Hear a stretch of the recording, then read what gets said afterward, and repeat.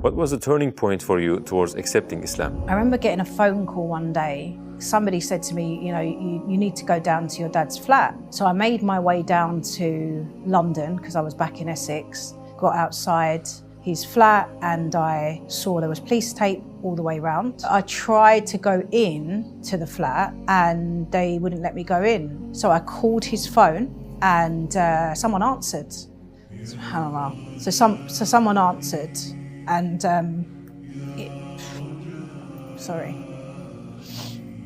and I said, who's this? And they said, we've got your dad's phone. He'd been stabbed 8 times. They'd gone in to effectively rob him. They posed as someone else to enter into the flat. They pulled out a knife and they said, look, you need to give your money. Now, my dad's schizophrenic, so he wasn't just gonna hand over what he had. And so the fight began. They stabbed him in his arm, they stabbed him in his leg 3 or 4 times, and they stabbed him in his heart. So I went to visit my dad in hospital. When it got to 12 o'clock, you know, the doctors change over, and one of the doctors said, he's been stabbed in the heart, have you not checked his heart? And they said, well, he seems okay. So they said, no, we need to check his heart. When they checked his heart was punctured.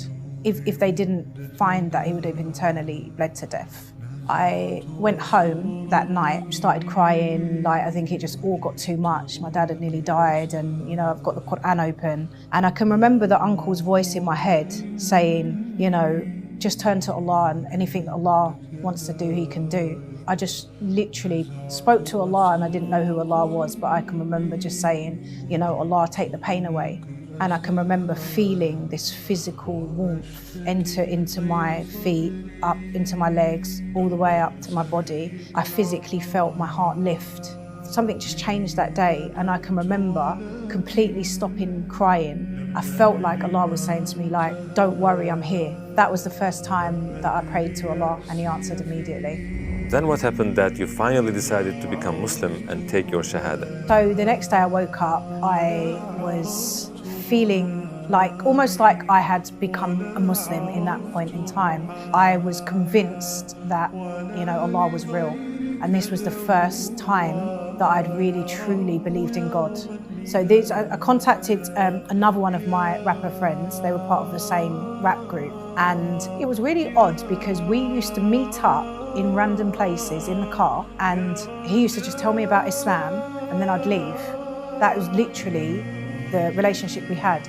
So I remember contacting my friend and he started to talk to me about the tortures of the grave. I was completely terrified.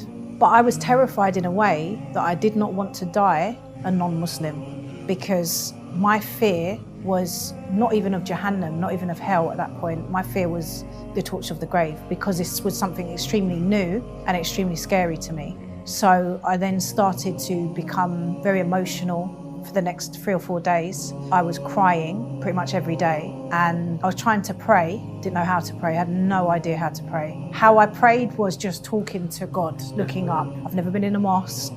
I've never really known any Muslims that are like, you know, openly practicing. So, you know, there was a lot that I didn't know. I remember meeting my friend. She said, I want to take you to East London to show you something. So we drove from Essex to East London and we went to Green Street, I believe, where they sell lots of like hijabs and abayas. And I remember him buying me the pullover hijab, the one that you just, it's like a sock, but with an open bit, you just put it over. And I went in the shop and I tried it on, pulled it over, and I was like, got in the car, looked in the mirror, and I was like, wow, this is different. This is different. I felt like I wanted to become Muslim. That's how I actually genuinely felt.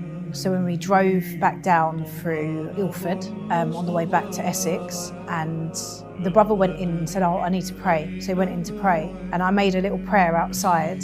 I prayed to Allah and said, please allow me to become Muslim. He went into the mosque and he prayed, and he came back out and sat in the car, and then he said, the Imam's not in there at the moment, but I've given a few people shahada before. If you wanted to go in and take your shahada now, it's up to you, or you can wait for another time with the Imam. So you see the wisdom of how he done it. He didn't say, let's stop going to shahada. He then allowed me to make my own decision. He took me to get hijab, didn't tell me what was happening, allowed me to choose the hijab, allowed me to kind of sit in the car and have a think outside the mosque. And then I was like, yeah, I want to go in and I want to become Muslim. So I walked into the mosque and the first thing that I thought was, where's the chairs?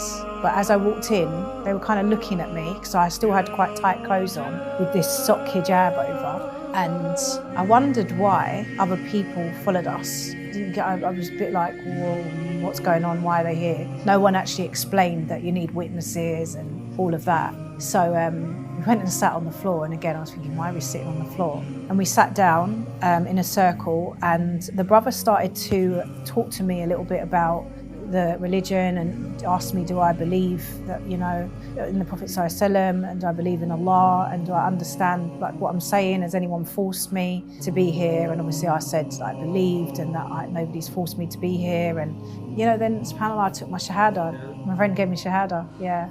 Honestly, I felt like very light, very much like, I mean, he sat next to me and he said, I feel like the angels are around you. When I first made the dua, I was very in a real state of pain and you know, shock and sadness. So that was more of a relief. This was a pain relief.